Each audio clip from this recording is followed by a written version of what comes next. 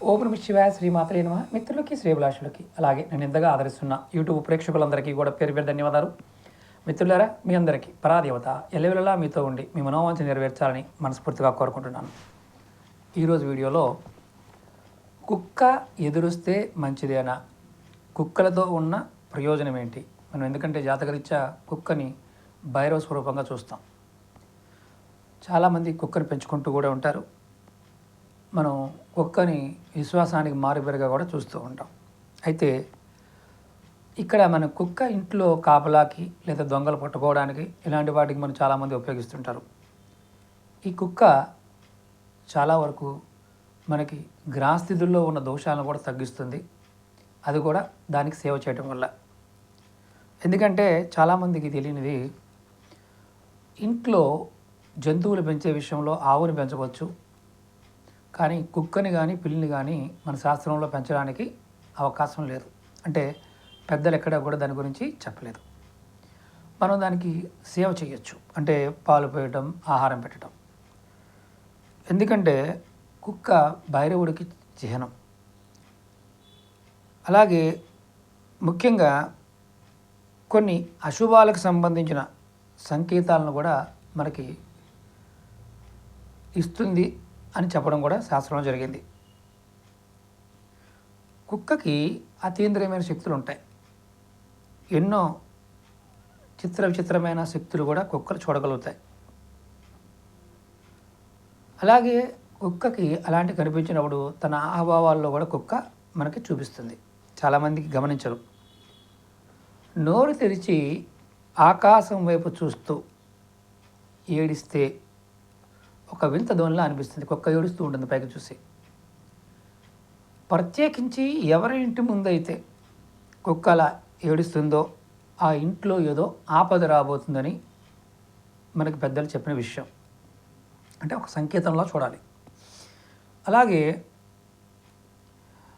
ముఖ్యంగా కుక్క కొంచెం సేపు అరిచిన తర్వాత అది ఊరుకుంటుందని అందరూ అనుకుంటారు, కానీ దాన్ని ఎవరు పెద్దగా పట్టించుకోరు.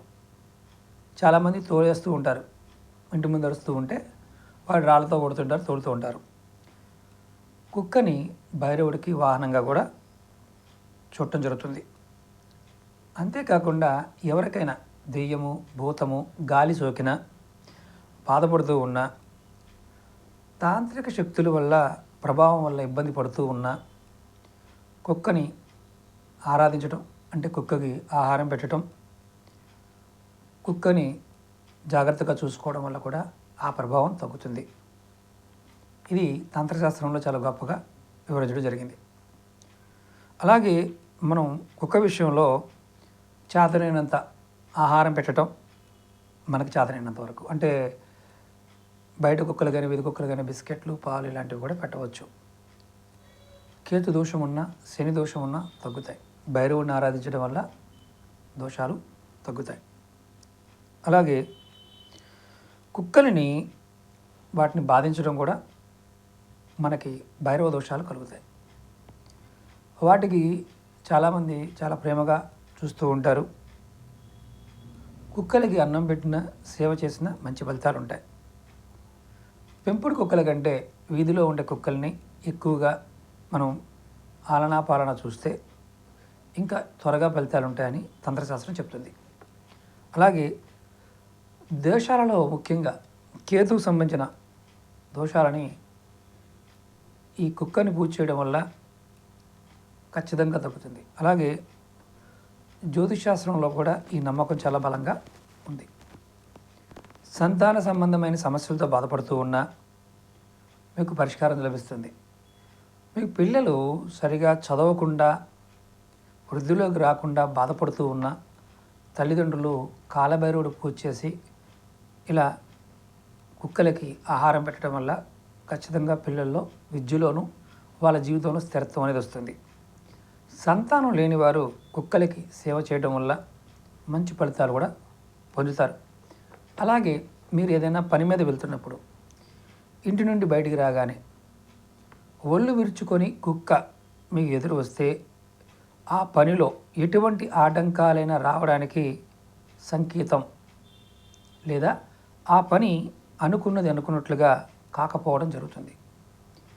అలాగే యాత్రలకు వెళ్ళినప్పుడు దేవాలయాలకు వెళ్తుంటాం కదా, అలాంటి సమయంలో కూడా మీరు మీరు మిమ్మల్ని చూసి ఆ కుక్క అరిస్తే మీకు ఏదో ఒక అవరోధం రాబోతుందని అర్థం. కుక్క కళ్ళు చాలా విచిత్రంగా చూస్తూ ఉంటుంది, అది ప్రవర్తిస్తూ ఉంటుంది. శక్తివంతమై కూడా, అంటే కుక్క కళ్ళల్లో కళ్ళు పెట్టి చూడకూడదని అంటారు. కుక్కకు ఎదురుగా కూడా భోజనం చేయకూడదని కూడా శాస్త్రంలో ఉంది. అది మంచిది కాదు అంటారు. మనం తీసుకునే ఆహారం అలా చేయడం వల్ల, ఒకవేళ దాని ముందు తినడం వల్ల అది నిస్సారం అయిపోతుంది అనేది తంత్రగ్రంథాల్లో రాయడం జరిగింది. అలాగే కుక్క ఏదైనా వాహనం మీద మూత్ర విసర్జన చేస్తే ఆ వాహన యజమానికి ధనలాభం చేకూరుతుంది. చాలామంది మార్వాడీలు ఇలా కొత్త వెహికల్స్ పెట్టి బళ్ళ మీద అలా కుక్కలు పోస్తాయని చూస్తారు. మీరు ఏదైనా ఒక యాత్రకు బయలుదేరినప్పుడు, ముఖ్యమైన పని మీద బయటకు వెళ్తున్నప్పుడు కుక్క వచ్చి మీ కాలు నాకితే మీకు ఆ యాత్రలో కొన్ని ఇబ్బందులు కూడా రావచ్చు, వెళ్ళిన పని పూర్తి కాకపోవచ్చు. అలాగే కుక్క తన కాళ్ళతో పొలం తవ్విన, గొయ్యిలాగా చేసిన అక్కడ రైతులకి అమితమైన లాభం కలుగుతుందని ఒక నమ్మిక, ఖచ్చితంగా వస్తుందని కూడా చెప్తారు. అలాగే అక్కడ పంటలు కూడా బాగా పండుతాయని ఒక నానుడి కూడా ఉంది. వీధి కుక్కల్లో 2 కుక్కలు రతి చేసుకుంటున్నప్పుడు కనిపిస్తే వెంటనే మన దృష్టిని మరలించడం మంచిది. అంటే అవి రతి చేసుకున్నప్పుడు చూడకుండా ఉంటేనే మంచిది అని తంత్రశాస్త్రం చెప్తుంది. అక్కడ మీరు వెళ్తున్నప్పుడు ఉమ్ము అని ఉమ్మేసి, కుక్క మీద కాదు బయట అలా ఊసి వెళ్ళమని శాస్త్రం చెప్తుంది. ఎందుకంటే అది అశుభానికి సంకేతం. అంటే వాటికి కలవటం కూడా చూడడం మంచిది కాదనేది శాస్త్రంలో ఉండే ఒక నియమం.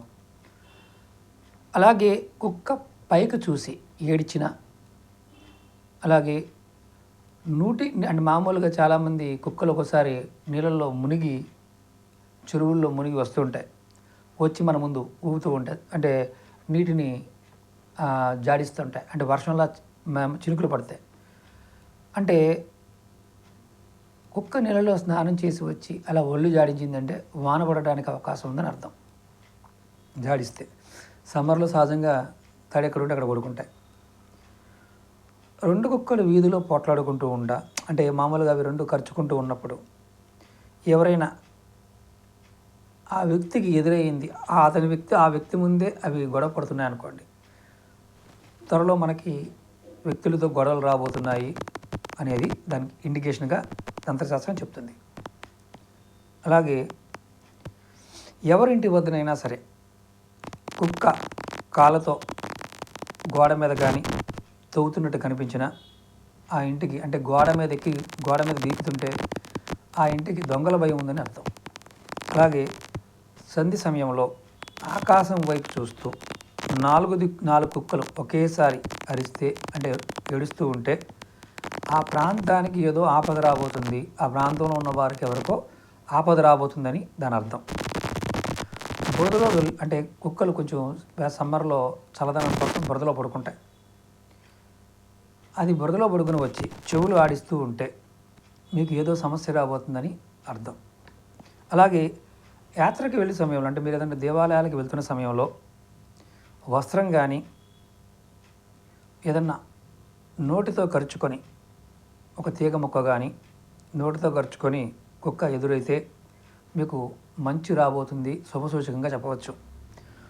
అలాగే నోట్లో పండ్లు ఖర్చుకొని కుక్క ఇంట్లోకి వస్తే మీకు ఏదైనా పండు, అంటే ఫలాలు, ఫ్రూట్స్ పట్టుకొని ఏదైనా వస్తే ఆ ఇంట్లో గర్భం అంటే పిల్లలకి సంతాన ప్రాప్తి కలగబోతుందని అర్థం.